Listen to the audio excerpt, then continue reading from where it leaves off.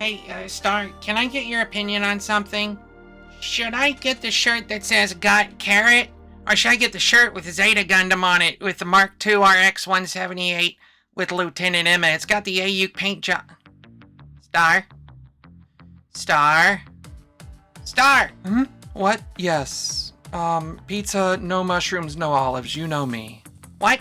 Star, I already ate that pizza and I put it away. Your nose is always buried in that e-reader of yours. What are you reading anyway, sis? You're always reading now, which I guess is a good thing, but come on, you're missing food, you're not making videos like you used to. Sis, what's going on? None of your business, little brother. Oh no, it's more of that stuff you've been reading with the bad guys and the sexy girls. Darling, the sexy girls are usually the bad ones too. And I love them all. Well, you're always giggling to yourself and muttering stuff. What's that called anyway? I can explain if you're sure, Rami. It's called the Corps. Okay, and what's that about? Let me get a little comfortable here. I'll set it up for you and then I'll tell you all about Volta. Ooh, Volta. He's fighting against the Corps. She, and not exactly. Now, where should I start? Well, you can always try the beginning. Well, you see, my dear Rampart, I believe that in our real society, certain people are looked down upon because of their lifestyle. Specifically, their gender identity, their orientation, whom they love and whom they want to become. They're discriminated against because they're not part of the status quo. People much like myself, gay, queer, transgendered, but others too. In the reality of the Corps, created by the author and artist, Karen, people are shunned by society where their very existence is seen as potentially criminal. In this fictional world of the meta-furry, humans do not exist. It's a world populated entirely by furs, scalies, avians, synthetics, and so on. This is a world populated, too, by superheroes. Wonderful gifts are imparted upon extraordinary individuals whom can do with that power as they see fit. These supers are given the opportunity to enlist in any number of local, state, or federal hero programs where they are trained, educated, and then granted the ability to enforce the laws. However, like it is in our society, it seems that the ones who are granted the office of protector are oftentimes the aggressor. Most of the heroes tend to abuse their oath and use their powers against normal furs for their own amusement, for the maintaining of the status quo. Much like it is here, they harass people they don't like. To further compound these problems, the news media, 99% of the time, will lie about hero fights, stating civilians are the aggressors. The favorite target of the supers is typically those whom identify, as it is with our world, as different than they do. The heroes, or capes as they are called, tend to protect the people with money. Lobbyists, billionaires, politicians, people with no empathy for anyone else. If they can vilify someone else, they will. The news media is essentially right-wingers with an agenda to remove the parts of society they don't agree with. Think, Fox News. To combat these injustices, the Corps, or the villains, exist. They're a group you run from, that you hide from. They're straight up villains antagonizing the heroes. They pull heists, they steal from corporations. They never do anything, though, to ordinary people. Just to those whom can afford it or abuse their wealth. The Corps is also comprised mostly of people whom identify as queer, trans, gay, non-binary, anything that's outside which society declares as not normal. Like us, Star? Precisely, my darling. I'm transgendered, you're gay, but we're both queer, so we're both... Oh, we're both villains. No, my dear Rami. We are the villains, but we're not actually evil or hurting anyone. We're the villains in this setting merely because we enjoy the company of the same sex or same-gendered partners.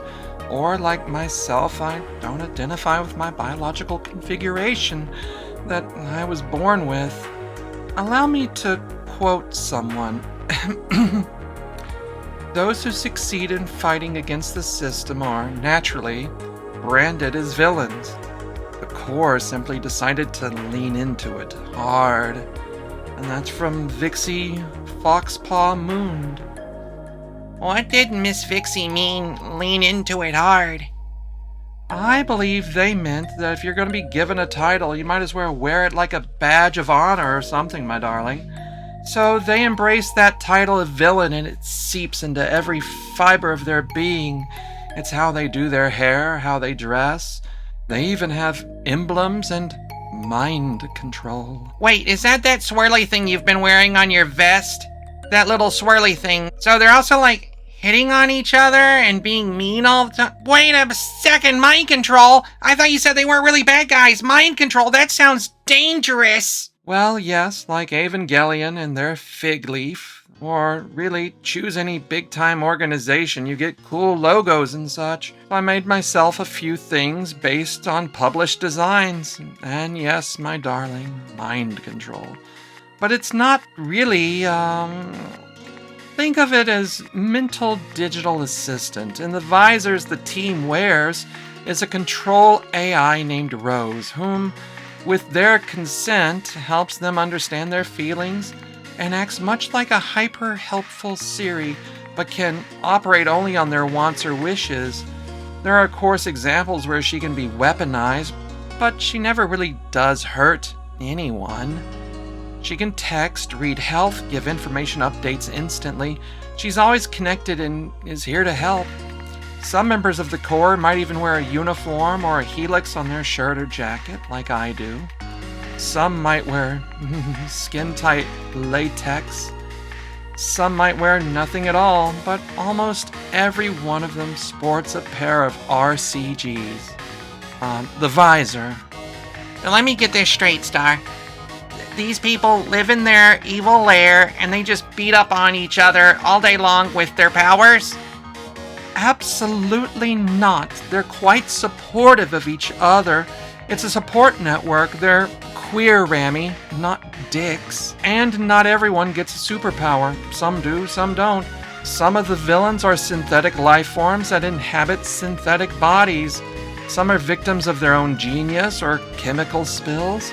It's a limitless span of possibilities to help readers feel good about themselves and to have literature or comics or whatever. So it's representation. It's an entire lore that's still being written even right now. Oh, and their lair, as you so quaintly put it, is really in Toronto.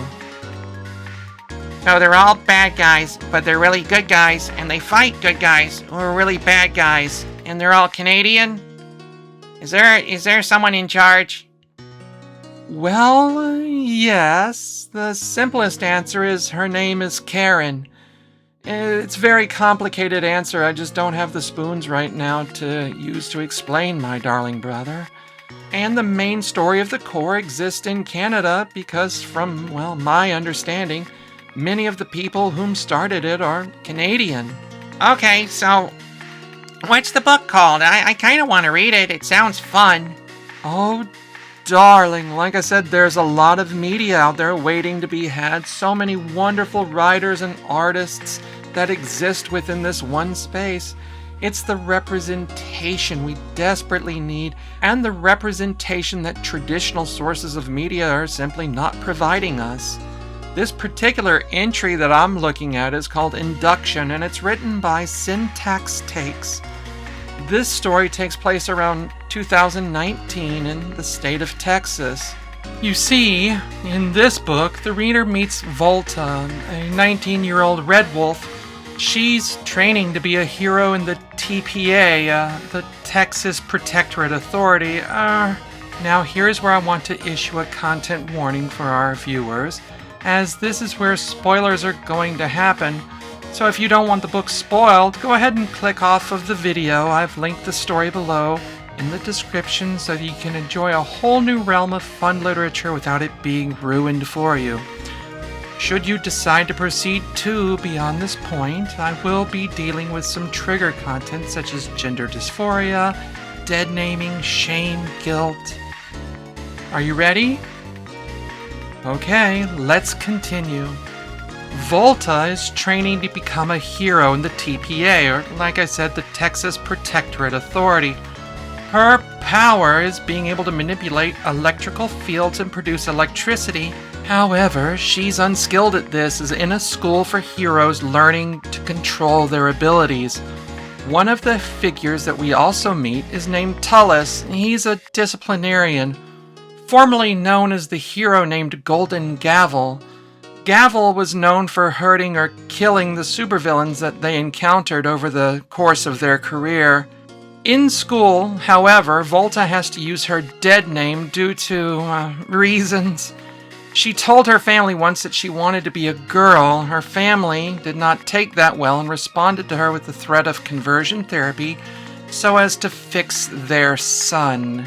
Probably wisely, Volta has not divulged to her family that she wishes to no longer use her birth name. Her family insists that their son marry a Red Wolf girl and live their life according to their own plan. They dominate her life. She's been taught from birth that the Corps is evil, made to believe that the heroes are in the right because they're the ones who defend freedom. They uphold personal rights, and as to stress how little control Volta even has over her own autonomy, Syntax has fitted Volta with a scientific device made to wick away her electric powers. With this enormous suppressor strapped tightly to her chest, it's a feeling many trans people might feel psychosomatically.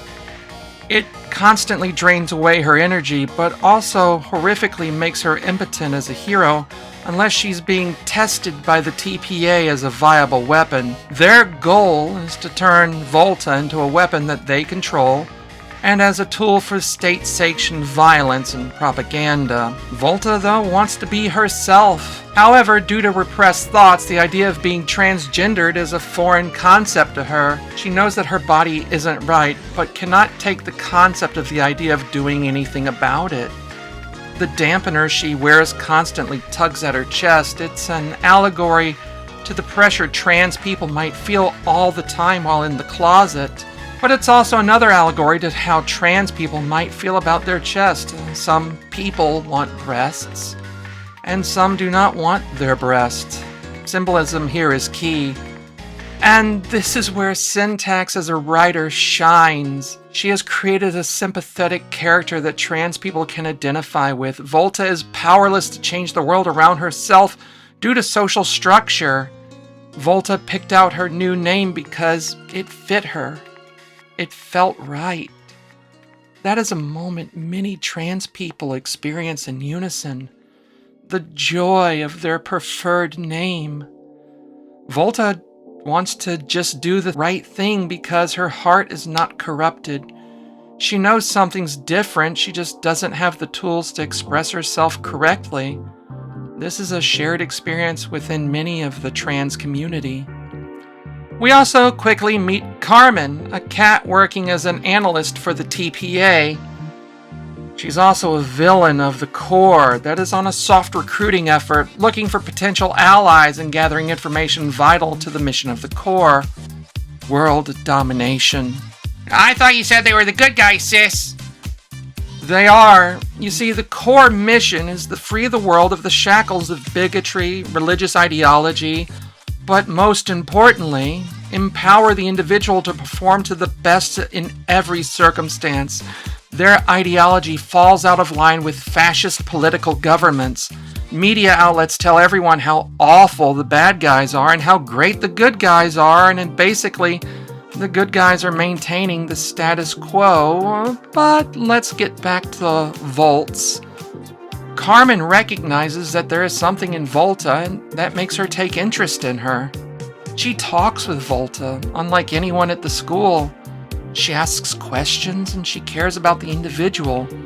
She empowers Volta by actually trying to train her to be a hero, someone that she might have to face as an enemy, but she just wants Volta to be happy. Slowly, Carmen begins introducing concepts to Volta such as being transgendered, something Volta recognizes within herself and admits to having those thoughts, but before her parents did not like the sound of such perversion in their son. Slowly, Carmen learns more and more about Volta, picking up that Volta even has a crippling crush on Carmen. Carmen is gorgeous, tall, muscular, a trained fighter, beautiful. They continue to have lunches and training sessions together, and Carmen knows eventually that she has to tell Volta the truth. She's a villain. However, Carmen knows that Volta does not like the Corps, that she's been bred from birth to hate them, and that if she reveals herself to Volta as a member of the Corps, it will hurt Volta and would shatter all of the work that they have accomplished together. Carmen truly only wants the best for Volta. The whole story rides a multi-chapter climax once Carmen admits that she is Corps by way of showing Volta her secret tattoo, and their attempted daring escape and failure to escape. Volta is interrogated and beaten, hurt, emotionally traumatized, and physically battered by the teachers whom should be protecting her. But all they see is a small boy whom is easy to bully, whereas Carmen saw boundless potential and amazing strength. Carmen retreats all the way back to a Corps base to plan her daring rescue of Volta. If you wish to know more about this story, I suggest you visit the link below. This is but a water drop in an endless, wonderful ocean of literature, art. Now, this is my last spoiler warning. Click off now if you do not want to know what happens to Volta and want to discover for yourself. Okay, last chance, my darling. Volta does become rescued by Carmen in a daring climax. She quickly became amicable to the Corps once she saw how she was being treated by her own kind. Corps villains come in all shapes, sizes, heights, genders. There's no one defining mark for any Corps villain, except for one: their visor. One of the most terrifying things publicized by the media is how the Corps villains recruit you by involuntarily shoving the rose-colored glasses upon your face and forcing you to join them with brainwashing. As Carmen explains to Volta, their sacred law is that it's all voluntary and consent-based. They cannot do anything if you do not consent, and Rose, the AI within each headset, is based solely on consent. In the moments before their tragedy of a failed escape, and in the moments after they're reuniting, Volta's given a choice. Put on the glasses, walk away from her abusive family, her torturous life within the TPA training facility, or throw away the love Carmen offers. The non-judgmental love, acceptance and understanding, but most importantly, the patience she brings. Volta is able to put on her glasses and is able to meet Rose for the first time. Rose is a character within the book series, as well as, if not everything else that permeates the Corps itself. But this is a special moment, as this is how the reader also gets to experience Rose as the new villain experiences Rose for the first time. She's a MacGuffin of sorts, their sonic screwdriver, their tricorder, their force, but she's supportive, caring, nurturing.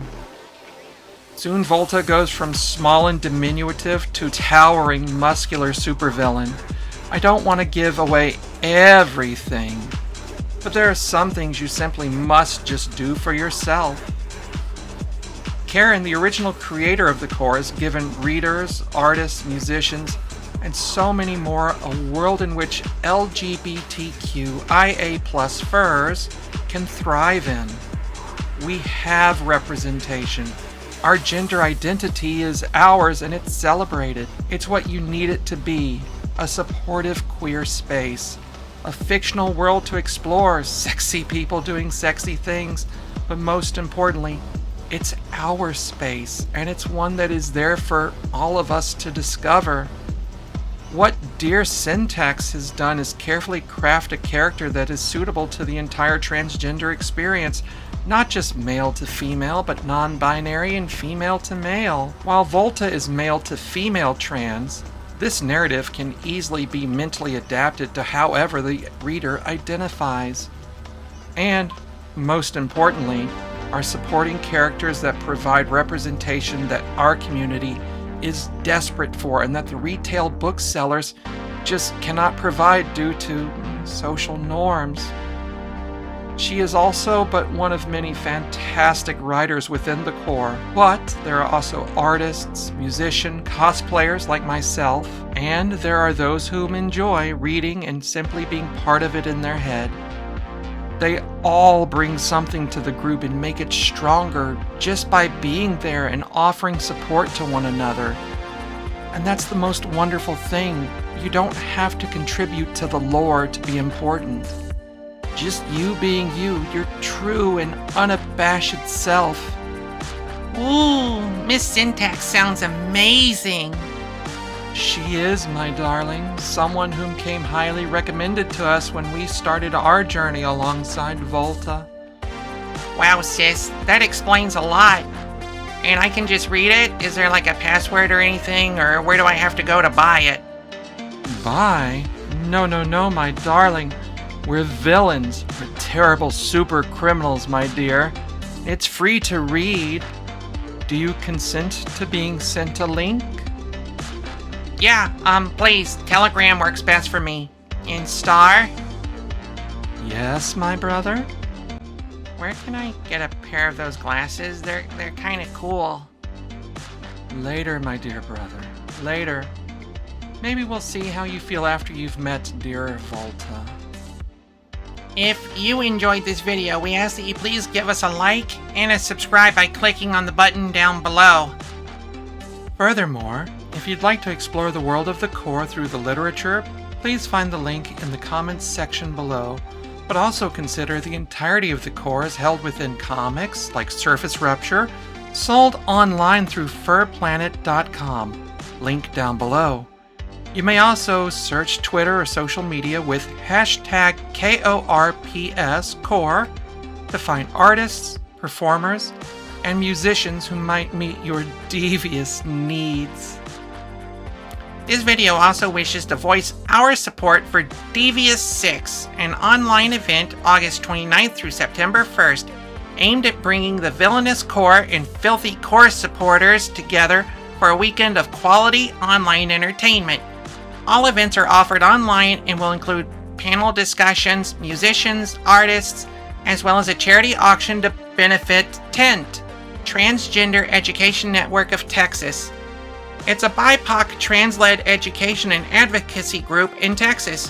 More information about JAMIEvx can be found online at https:// that's a lot, Star. d-v-s.online. Link down below. Just go there. Very good, my dear brother. We are proud of you. Thanks, sis. Hey, I know it's time to wrap up the video, and you're gonna say that line, keep your stick on the ice.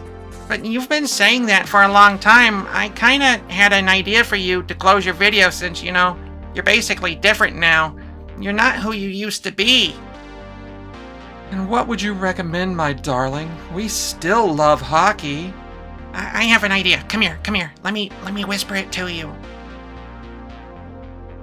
Oh my, that is a good one. Try it out, sis. Try it out. Okay. On behalf of myself and my darling brother, my dears, live deviously. Oh, I do like that one. Well done, Rampart. Thanks, big sis. Alright, we'll see you all in the next video, everyone. Bye. My darlings, live deviously. Bye-bye.